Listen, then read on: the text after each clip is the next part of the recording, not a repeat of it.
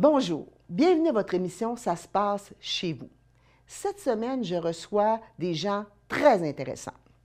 D'abord, les gens de Main de l'Espoir, Mme Francine Bérère et Mme Isabelle Filion. Ensuite, nous allons vous présenter un reportage sur Compost Pro avec M. Jean-Claude Bernier. Et nous terminons par une icône de notre ville à Baie-Saint-Paul, Mme Diane Amiotte, qui vient nous parler de ses projets pour l'automne. Bienvenue, ça se passe chez vous.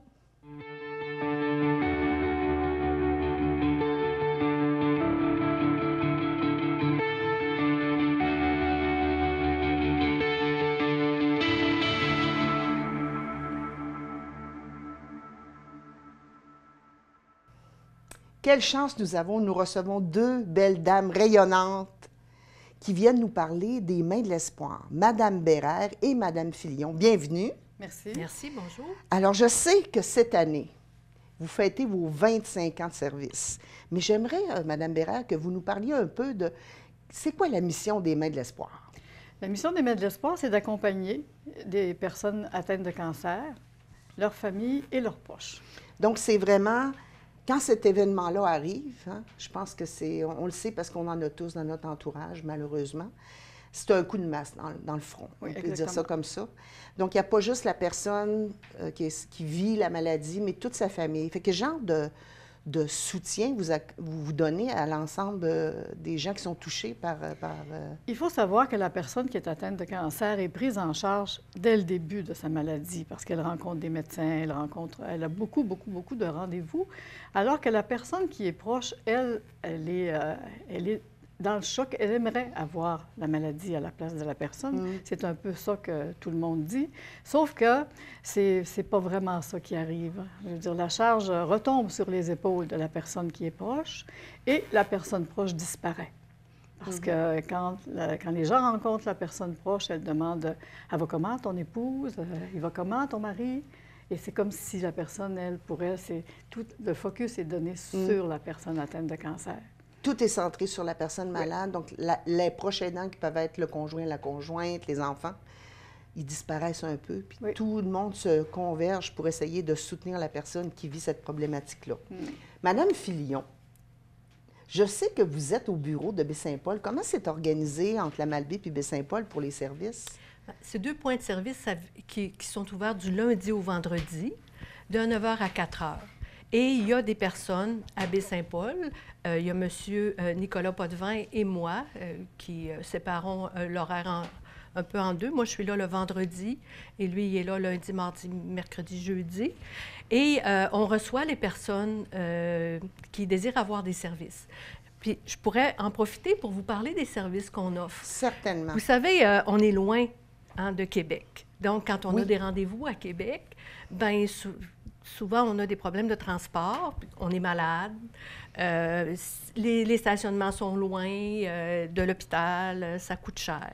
Donc, nous, les Mains de l'Espoir offrent un accompagnement lors des traitements ou des rendez-vous à Québec, c'est-à-dire qu'une auto de courtoisie avec un chauffeur peut accompagner la personne malade à ses rendez-vous. Et si la personne est démunie et seule, le bénévole peut même accompagner à l'intérieur, si le malade le désire, rencontrer le médecin avec la personne. Parce que vous savez, quand on est malade, il y a beaucoup de termes techniques, il y a beaucoup d'insécurité, il y a beaucoup de nervosité. Fait que d'être 2 dans le bureau quand c'est possible, c'est toujours plus facile. Oui. Dans le cas où la personne dit « moi, mon conjoint va m'accompagner » ou « ma conjointe », les Mains de l'Espoir offrent un soutien financier avec les reçus de transport, soit les reçus d'essence, les reçus de repas, les reçus de stationnement. Il y a une charte et vous amenez vos reçus au bureau et les Mains de l'Espoir donnent une compensation financière.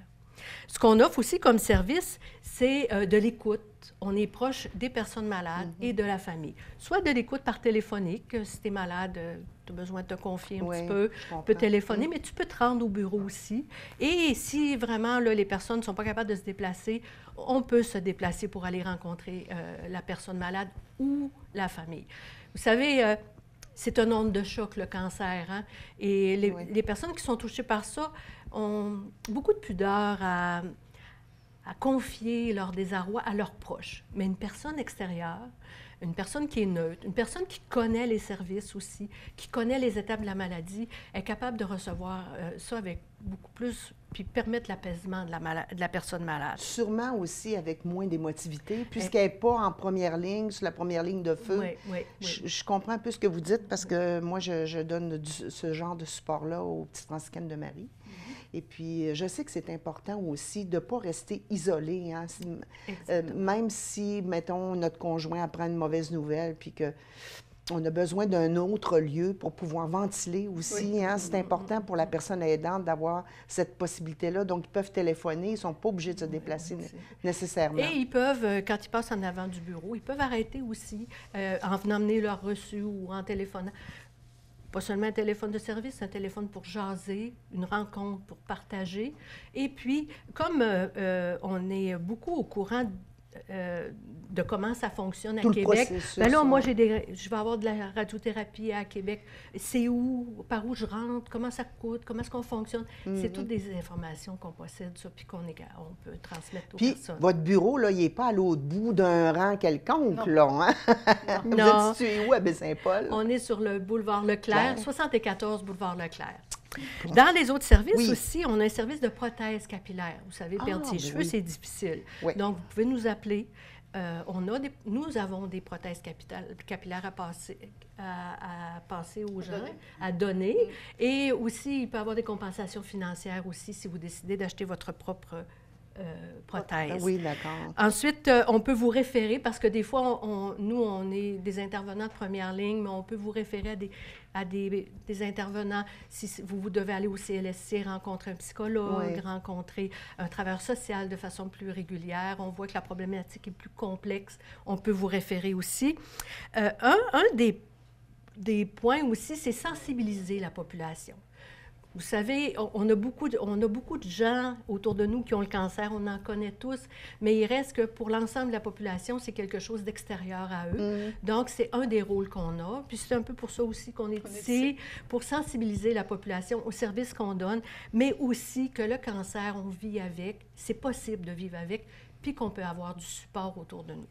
Et en dernier lieu, bien, on fait des ateliers. Quand on vient d'avoir un cancer comme ça, bien, on se sent seul, tu l'as dit. Oui. Nous, on forme des petits groupes de personnes qui viennent d'avoir un diagnostic de cancer. Et on partage notre vécu. On est tous un peu à la même place. Moi, je les accompagne. Ils sont tous à peu près à la même place.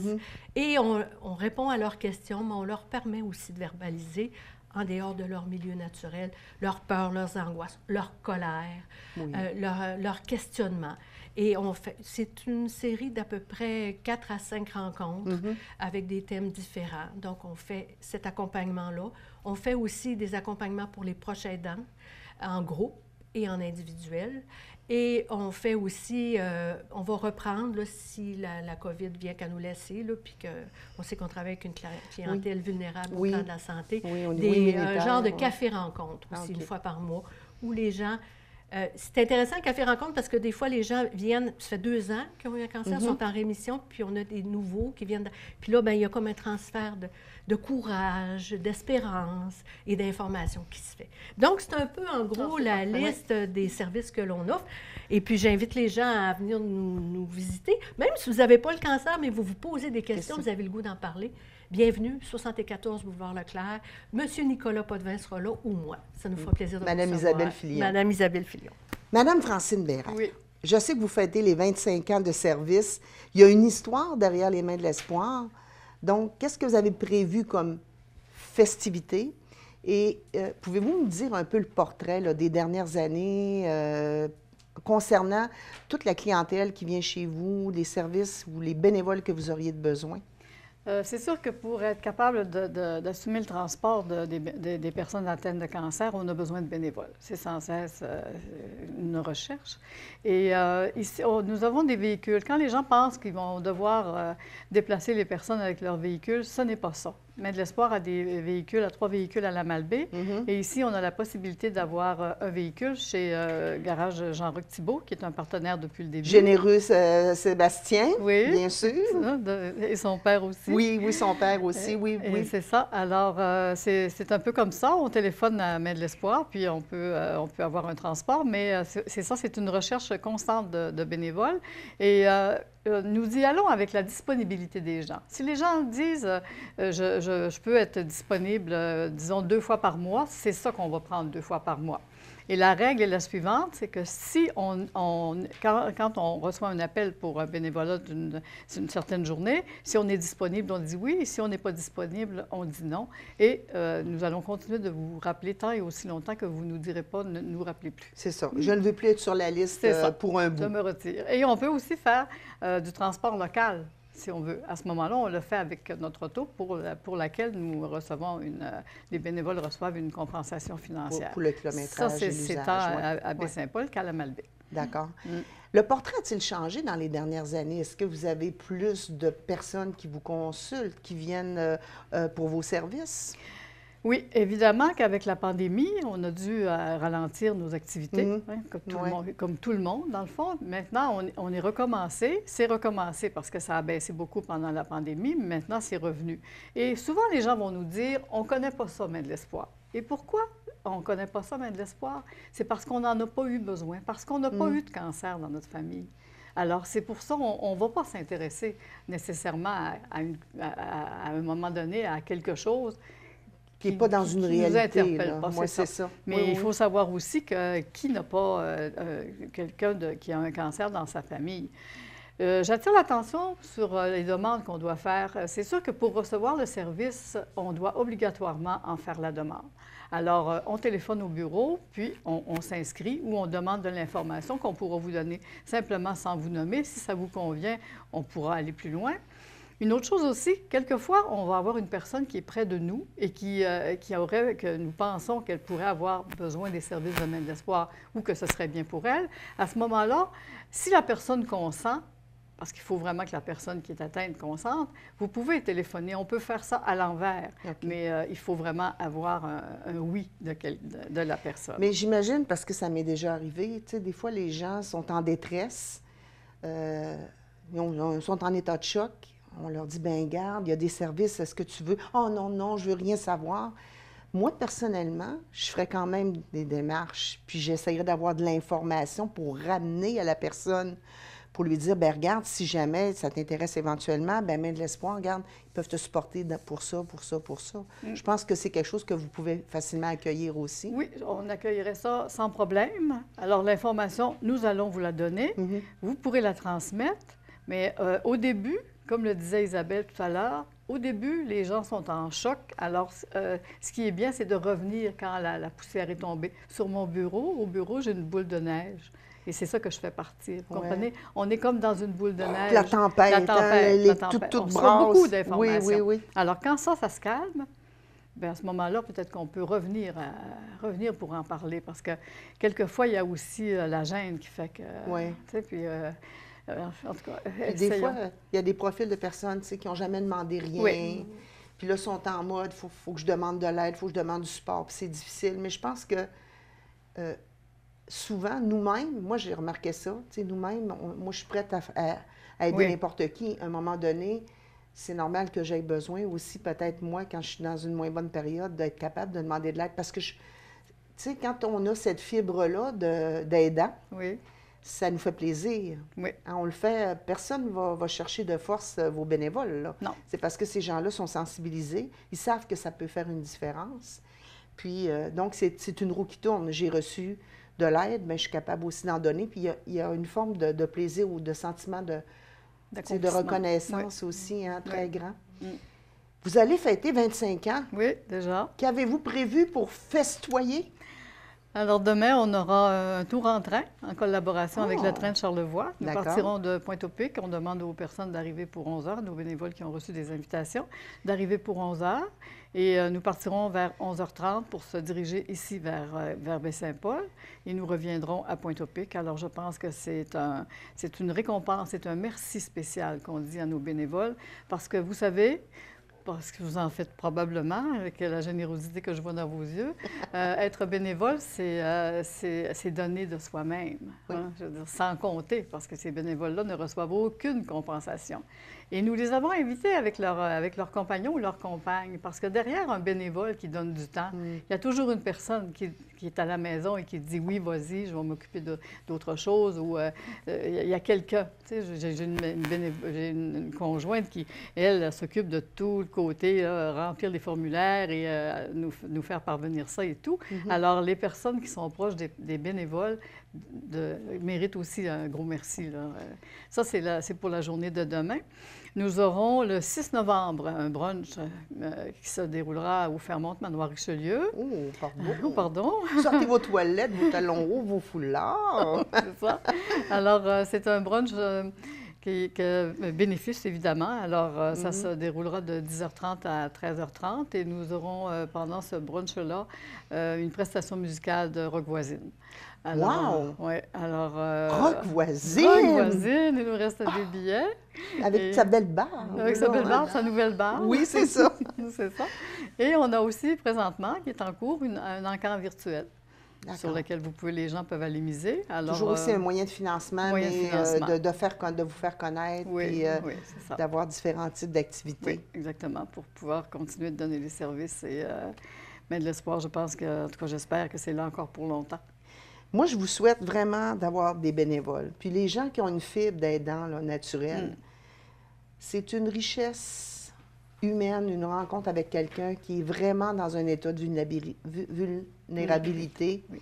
Je pense que si on veut faire une différence, je pense que ça peut être un endroit là, où on va donner son nom, puis on peut participer aux différents types de bénévolat, à part le transport ou comme accompagnatrice, hein, parce que j'ai bien compris que parfois, vous pouvez aussi fournir une accompagnatrice plus quelqu'un qui conduit ou c'est la personne fait les deux fonctions? Ça dépend. Okay. Ça dépend. Parce que tous les bénévoles ne veulent pas entrer dans le bureau du médecin quand ça est nécessaire. À ce moment-là, on demande à la personne atteinte d'amener elle-même quelqu'un de sa famille. Ouais, c'est très important parce qu'on a vu des films où est-ce qu'on voyait les gens qui étaient renversés ou les oreilles qui se bouchaient. Et c'est exactement comme ça que ça se passe. Oui, puis moi, j'accompagne là, dans le cadre de mon travail. Puis je peux vous dire que tout en respectant la confidentialité, c'est extrêmement important d'accompagner la personne chez le médecin parce qu'il y a des choses que la personne ne sera pas capable de capter. Non. Donc, elle va avoir juste des petits bouts, ça ne fait pas l'histoire complète. Donc, c'est important, effectivement. Bien sûr, ce n'est pas le cas de tous, puis ça peut dépendre d'où est rendu le processus. Peut-être qu'à la 5e ou 6e rencontre, la personne a repris une stabilité puis est capable, mais dans les premières... c'est très, très important que la personne, même si tu dis rien, tu es là, tu écoutes, puis tu t'assures de poser les questions. Parce que moi, j'ai souvent accompagné des gens, puis, tu sais, je voyais, on avait eu une discussion avant, la personne est tellement un peu sidérée malgré tout, elle ne pose pas toutes les questions qu'elle devrait, donc on peut être vraiment une personne importante pour elle. Oui, il y aura d'autres choses dans notre programmation. Il y aura aussi un legs qui sera remis à nos gens, aux gens c'est-à-dire l'inauguration d'un legs de l'Espoir. Et on recevra, comme à chaque année, on le faisait, parce qu'avec la pandémie, on n'a pas pu, on aura un dîner pour les personnes atteintes de cancer ici à Baie-Saint-Paul, en compagnie, cette fois-ci, des bénévoles, des conjoints, du personnel et de tout le monde, finalement, qui reçoivent des services de l'Espoir, soit à Baie-Saint-Paul et à la Malbaie. Alors, ça terminera, je pense, nos activités. Madame Bérère, Madame Filion, je vous remercie infiniment d'être venue. J'espère qu'on a pu vous présenter un portrait un peu plus intéressant, puis qu'on a réussi à faire vibrer votre fibre d'aidant naturel. Et vous pouvez donner donc votre nom pour être bénévole à Main de l'Espoir, qui a un bureau à Baie-Saint-Paul sur le boulevard Leclerc, puis qui est aussi présent à la Malbaie. Oui. Merci, mesdames, puis Merci, bon 25 ans. Merci beaucoup. Merci.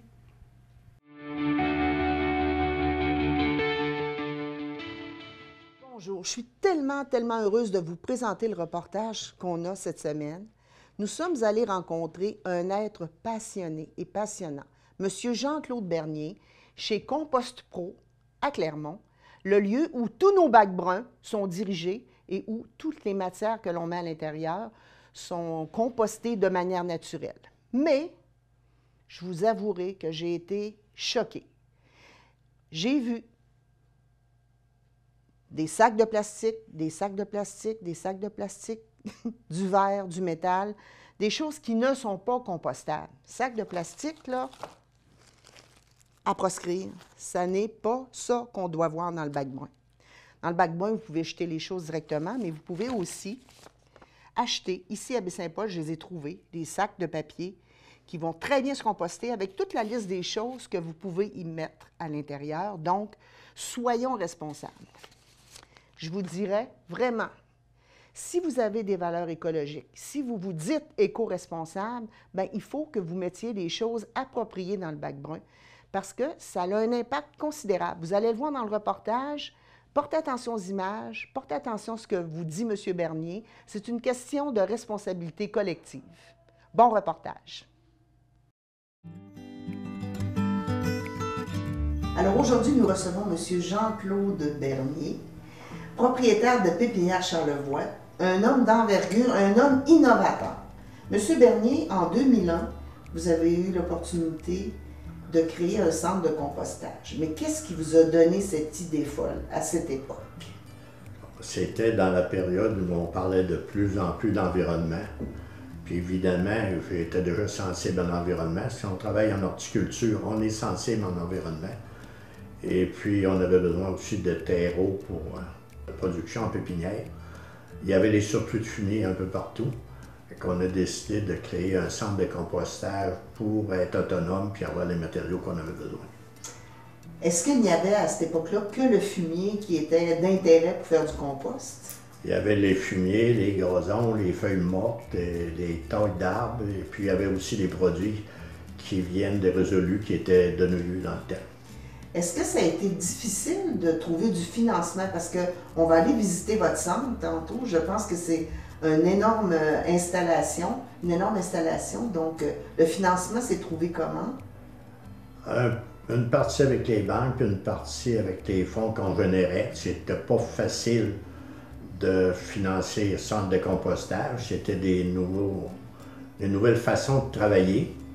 Et puis, ça faisait peur aux institutions financières. OK. Parce que quand on arrive à quelque chose d'innovateur, il faut convaincre du monde. Puis est-ce que les gouvernements vous ont supporté dans cette démarche-là? Très peu. Très peu? Très peu. Parce que le gouvernement, souvent, prône bien des choses à bien des égards, mais il fallait être courageux à ce moment-là pour partir un centre comme ça. Oui, il y avait très peu de programmes dans le temps. Et puis, c'était pas facile d'accéder aux programmes.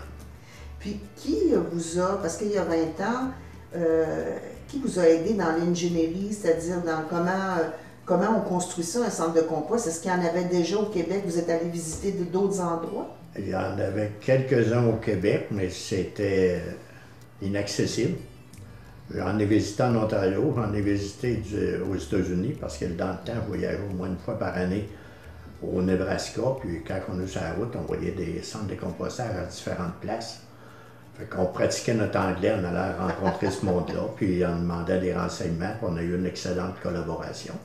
Il y en a quelques-uns au Québec qui étaient facilement accessibles, qu'on a pu visiter aussi, puis on a engagé comme consultant à temps partiel, évidemment, un spécialiste en environnement puis en compostage, qui avait déjà créé quelques petits centres. Oui, c'est ça. Et puis ça a été lui qui était notre source pour ne pas faire trop d'erreurs. Puis de l'idée du projet, de l'idée qu'on a réussi à avoir un financement, quand vous avez fait votre première pelletée de terre, là, M. Bernier, vous deviez être fier. Ça a pris combien de temps avant que ce centre-là soit fonctionnel?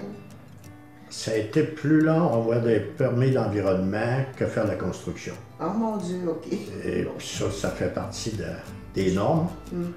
Mais je dirais 3 ans avant d'avoir le permis, puis avant qu'on ait le permis final, quand on a vu qu'on était possiblement, ça serait positif, bien évidemment, on a commencé la construction. Parfait. Donc, je vais nous inviter à aller visiter votre centre de compostage. Je vais avoir encore plein de questions parce que C'est beau là, quand on achète un sac de compost, là, mais il y a plusieurs étapes pour se rendre là. Puis je vais être intéressée de voir comment ça se passe. Il y a plusieurs étapes. Évidemment, ici, on ne fait pas l'ensachage parce que c'est tout un autre procédé. Puis, mais on vend le compost en vrac pour faire le mélange de terreau, ce qu'on va voir rendu aussi. Parfait, excellent. Donc, on s'en va à votre centre de compostage, M. Bernier? Oui. Parfait. On m'avait dit aussi les essuie-tout qu'on achète, hein? Oui, ça se se composte composte facilement. OK. Mais là, ce qu'on voit orange, là, c'est du plastique. Non, non, puis c'est pas du plastique décomposable, ça, là. On s'entend, là? On va encore là, puis Des bouteilles. des bouteilles, justement. Ouais. Monsieur Bernier, merci infiniment de nous faire visiter le site, le site de compostage, parce que je suis vraiment estomaquée. Là, derrière vous, les gens peuvent voir qu'il y a des tas. Est-ce que c'est des produits qui viennent de la MRC? La grosse partie ici vient de la MRC de l'Ouest. On en a un peu de l'SEC, là, mais ça va venir officiel à partir du mois de janvier. Et puis le tas qu'on voit juste près de nous ici, c'est un tas qui est presque fini, qui va être prêt à sortir. Bon. Ça rentre au fond là-bas, puis à mesure que ça vient prêt, on les ramène ici. Bien là, vous m'excuserez de ma remarque, mais je suis un peu estomaquée de voir du plastique, du verre, du métal, de la corde. Il y a des cochonneries là-dedans. Je peux pas croire qu'il y a des gens qui mettent ça dans le bac brun. Oui, il y en avait au début, quand ça a commencé, on disait que c'était un manque d'information. Après 1 an ou 2, c'est devenu assez acceptable. Il y en avait un peu, mais il y en avait moins. Et puis l'an passé, quand il y a eu, il semblerait, une annonce ou une publicité à l'effet qu'ils pouvaient mettre du journal ou des choses comme ça, des sacs de papier, bien là, on a vu apparaître plein de plastique. Mais il reste quand même que depuis le début, il y a du verre. Ça s'est amélioré. Mais s'il continue d'avoir autant de plastique qu'on en reçoit depuis 1 an, les coûts de compostage vont augmenter, puis évidemment, les frais qu'on va demander à MRC vont augmenter aussi. Je pense que ça prouve qu'on a une responsabilité en tant que citoyen. Si on croit à notre participation pour un environnement plus, tu sais, des valeurs autour de l'écologie, bien, il faut que ça commence par nos petits gestes qui sont dans le bac brun. Qu'est-ce qu'il faudrait retrouver, M. Bernier, principalement? On peut retrouver tout ce qui est compostable. L'information elle se donne déjà là-dessus. Il faut éviter le plastique, okay. Le métal, parce qu'on voit juste que des chaudronnes. Et puis le verre. Le verre, c'est un gros problème parce que quand on travaille avec la machinerie, ça peut casser. Ça peut arriver aussi que ça arrive ici, c'est déjà cassé. Puis c'est dangereux, même si on le tamise après. Il n'y a aucune machine qui enlève les petits éclats de verre. Il faut penser qu'un centre de compostage, c'est pas un dépotoir. C'est là pour traiter ce qui peut être recyclé, puis penser qu'on peut l'utiliser après ça, soit sur les gazons, dans les terreaux, dans les jardins. Il faut toujours avoir ça en vue. Donc, on peut se procurer les fameux sacs de papier brun recyclable qui s'est marqué pour le compostage. On peut mettre un peu de papier essuie-tout, de papier journal, mais pas d'autre chose finalement que nos résidus, bien sûr, de table ou de feuilles ou de branches qui sont sur le terrain. Puis des choses dans l'alimentation régulière. Bien, chacun va en profiter parce que nous, s'il continue d'arriver trop de matériel qu'il faut enlever à la main, en plus de ce qui sort avec le tamiseur, tout ce qui est rejet, il y a un coût énorme à ça. Puis à ce moment-là, bien, nous, quand on négocie avec la MRC, les coûts vont suivre le travail qu'on doit faire ici qui n'a pas été fait au départ. Fait que je pense que chacun doit penser que chacun va payer des taxes tout à l'heure si on ne se conscientise pas. Mais ça ne veut pas dire que c'est tout le monde qui se laisse aller. Ça en prend juste une petite partie. Mais quand ça arrive dans le tas aussi, c'est majeur. Bien, en tout cas, dans ce qu'on voit ici, il y en a quand même un certain nombre là, de sacs de plastique. Donc, je pense que ça va être intéressant de poursuivre les étapes parce que on va voir que ce qu'on met dans notre bac brun, ça devient quelque chose d'extraordinaire en produit fini. Oui, c'est ça qui est intéressant aussi, puis c'est ça que chacune des personnes qui met du matériel dans le bac brun, de voir le résultat qu'il y a à la fin. C'est pas des vidanges, c'est du matériel qui est recyclable, puis plus ça va, je pense plus on doit recycler tout ce qui peut l'être.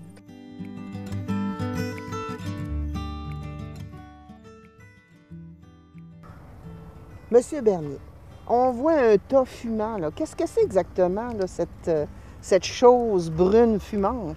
Ça, c'est un tas de compost à base de fumier de vache, de sciure de bois, puis un peu de fumier de poulet. C'est notre secteur de compost qui peut être utilisé en culture bio. Nous, on s'en sert en compost bio. On s'en sert aussi pour tous nos mélanges de terreau qui vont en jardin ou pour la plantation.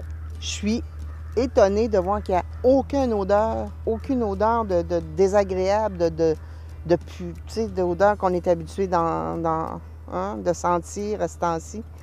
Comment ça se fait? Bien, c'est le mélange, les quantités de mélange qu'on met dedans, la quantité de sciure, entre autres.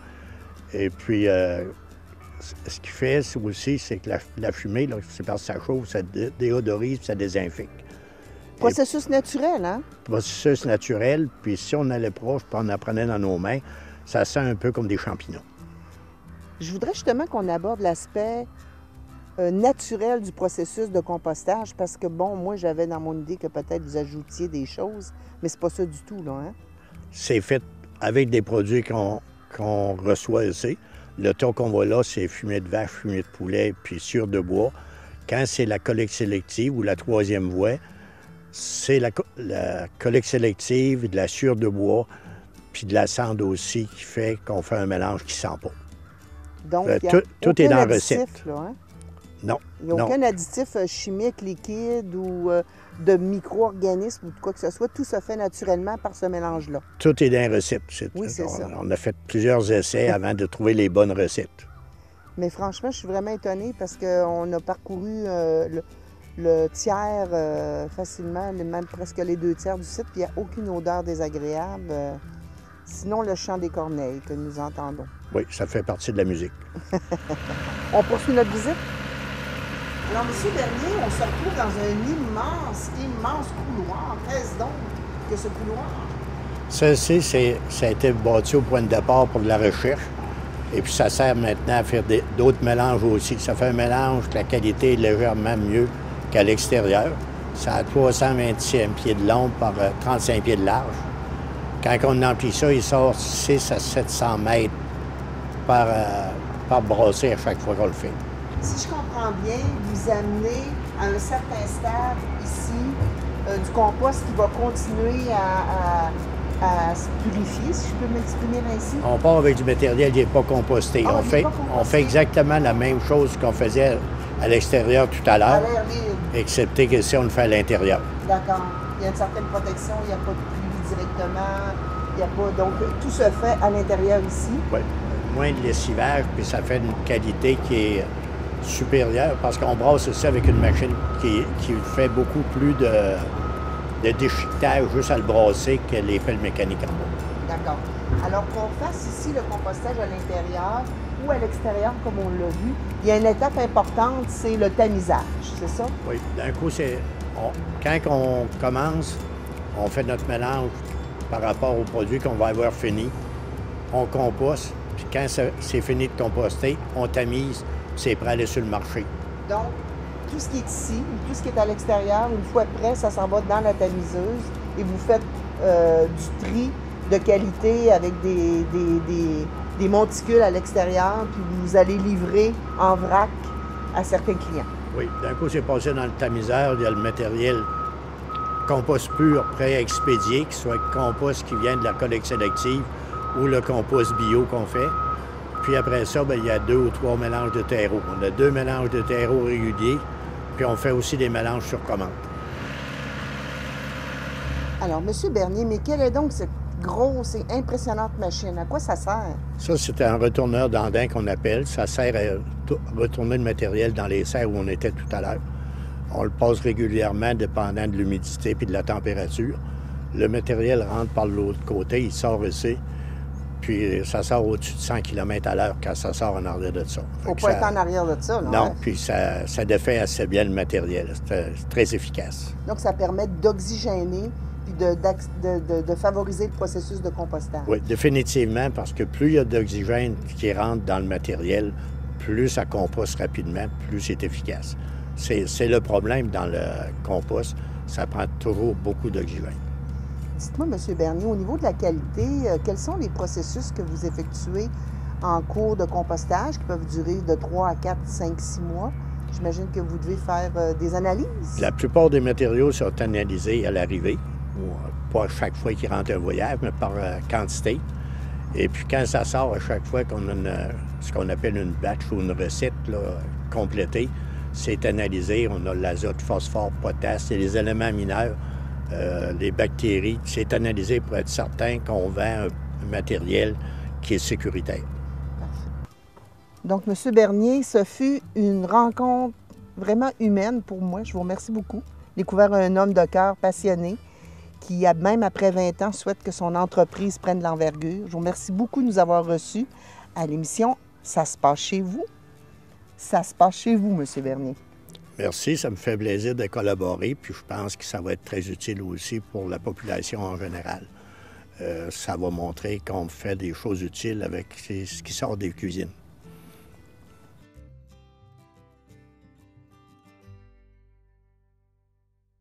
Je reçois aujourd'hui la pétillante et énergique Madame Diane Amiotte, qui est responsable du jardin d'enfants 3-4 ans, mais connue sous le nom de Madame Diane. Bonjour Diane, je suis vraiment heureuse de t'avoir aujourd'hui. Une femme orchestre, c'est ce qui m'est venu quand je pensais à toi, parce que, bon, je sais un peu les invités que je vais avoir d'une semaine à l'autre.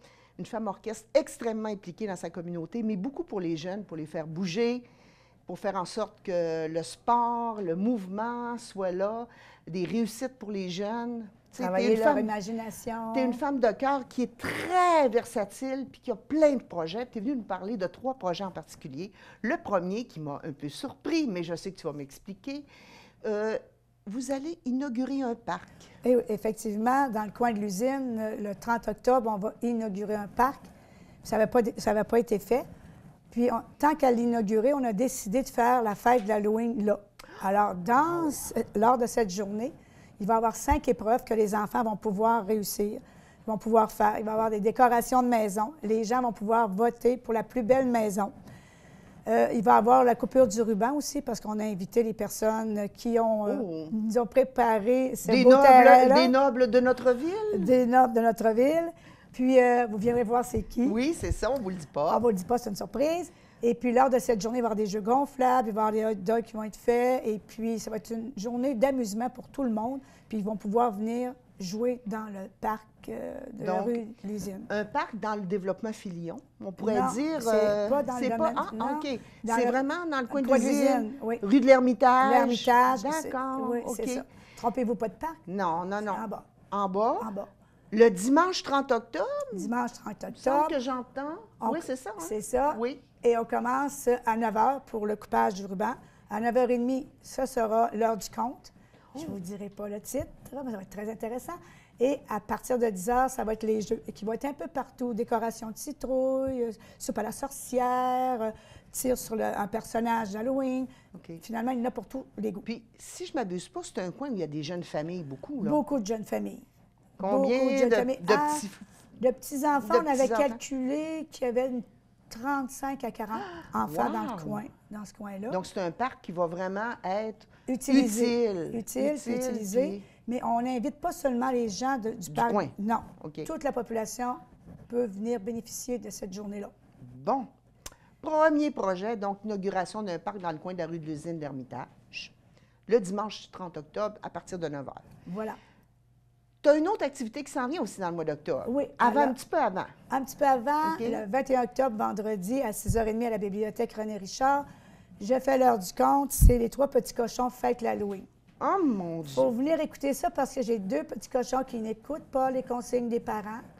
Puis le 3e petit cochon, lui, il écoute. Ça Cependant, existe? Oui. Des petits cochons qui n'écoutent pas les consignes? Ah oui, 2 petits cochons, mais grâce au 3e petit cochon, ils vont s'en sortir, mais cependant, ils ont une épreuve à passer. Il va y avoir des défis. Ils n'ont pas le droit de rentrer dans une maison pas décorée, mais ils sont rentrés. Fait que devinez qui était à l'intérieur? Ah, le gros méchant Et loup! voilà. Bon, Comment ils s'en Hey. sont sortis? je le sais pas, Vous suspense. viendrez voir ça le 21 octobre à 6 h 30 à la bibliothèque René Richard. Donc, une conteuse est née. Mais ça fait déjà plusieurs fois que tu le fais. Très souvent. Oui, tu es très bonne d'ailleurs. J'ai pu déjà assister à tes heures du compte quand j'étais encore à la maison mère, puisque le jardin d'enfants était installé à la maison mère. Donc, j'avais la chance que tu m'invites parfois. C'était très agréable. Et puis, il va y avoir un événement spécial à l'intérieur de l'activité du marché de Noël qui va être exactement? Nous faisons une soirée ou un après-midi oui. enchanté où 80 enfants qui font de la gymnastique, de l'acro-gym âgés de 5 à 12 ans vont venir présenter ce qu'ils ont appris lors de la session automne 2022. Un genre de spectacle. C'est un petit spectacle qu'on va présenter là, aux parents et aux gens qui veulent venir voir le spectacle. OK, c'est le samedi? Le samedi après-midi. La première séance est 13h, puis la deuxième, 15h. Le samedi 10 décembre? Le samedi 10 décembre, voilà. Le samedi 10 décembre, dans le cadre du marché de Noël. Dans le cadre du marché de Noël. À l'école Thomas Tremblay. Voilà. Un spectacle d'enfants qui va venir bouger, sauter, danser. Pyramide humaine. Ah, mon Dieu, toutes sortes de choses incroyables. Puis pour les enfants, c'est une expérience aussi de passer devant tous ces gens-là. Alors, ça leur donne confiance. Puis, des fois, on est un peu gênés, mais je leur dis, moi aussi, je suis gênée. Vous allez voir, quand ça va être fini, vous allez avoir bravé votre courage. Il y a comme un contentement intérieur, tu sais, d'avoir réussi en dehors juste de la pratique, d'avoir réussi ma petite routine de gymnastique. Puis, c'est surtout de démontrer aux parents qu'est-ce que les enfants ont acquis. Parce qu'au début, la roue, ça ressemble à un crapaud. OK. Ça ressemble à un moins... Puis après, ça fait une belle roue, mais on commence tout par la roue de crapaud. Oui, c'est ça, l'écrapoutissement qu'on tourne sur le bord, sur le côté. Les roulades carrées, on finit par faire une roulade ronde, mais ça commence comme ça. Mais on voit l'évolution d'un enfant de 5 ans, puis quand ils sont rendus à 11 ans, on voit la différence. Là. Je suis curieuse de savoir combien tu as d'inscriptions dans tes cours là, de gymnastique puis d'acro-gym et tout. J'ai 40 enfants de gymnastique, puis j'ai 27 enfants d'acro-gym. OK, puis ça, on s'entend, c'est en dehors de l'école, là. Oui, tout de suite après l'école, je vais chercher les enfants. Puis, OK, puis tu pratiques où? À quel endroit, ça? Au local de judo, parce que je fais du judo Oui, aussi, d'accord, bien oui. Au local de judo, c'est un tapis qui est amortissant. Fait qu'on peut faire des sauts, des sauts de main. Là, on peut risquer bien des choses sans se blesser, là. Voilà. Quelle merveille. Puis là, j'imagine que... Est-ce qu'il y a un coût d'entrée pour ce spectacle-là? Chez les enfants de 0,5 ans qui sont assis sur les parents, c'est gratuit. En bas de 12 ans, c'est 5 $. Puis pour les 12 ans et plus, c'est 10 $. Parfait. En même temps, cet argent-là va retourner à ton club, tes clubs, puis toutes les cet activités. Argent-là, cette représentation-là est organisée par la Kermesse. Oui, d'accord. C'est organisé par la Kermesse, puis qui nous aide à monter ce petit spectacle-là, parce que vous savez que monter un spectacle, c'est très long, puis ça prend beaucoup de bénévoles. Oui. Mais la Kermesse nous donne un coup de main là-dessus. Oui. Mais votre question, c'est? Bien, l'argent que tu vas récolter l'argent de qu'il va ce récolter spectacle-là. va aller au club de judo, OK. dû au fait qu'on utilise beaucoup de matériel sur le tapis. Oui. Puis une partie au club de judo, une grosse partie au club de judo, puis une petite partie à la gymnastique C'est pour ça. les récompenser. C'est ça. Effectivement, la Kermesse a décidé de s'associer avec toi parce que vous savez qu'un des objectifs de la Kermesse, c'est de soutenir tous les organismes ou les personnes qui font bouger les enfants, qui leur permettent de s'accomplir, de passer leur stress, puis de gérer leur énergie intérieure, donc par des activités. Puis effectivement, on supporte Mme Diane à bien des égards. Est-ce qu'il y aurait d'autres choses que tu voudrais nous parler ou on a fait le tour? Bien, je pense qu'on a fait le tour. Là. OK. Je sais qu'il y a des compétitions de judo qui s'en viennent aussi. OK. J'ai plusieurs athlètes, j'ai une dizaine d'athlètes qui partent le 22-23 octobre pour la sélection des Jeux du Canada. Fait qu'on va suivre ça attentivement.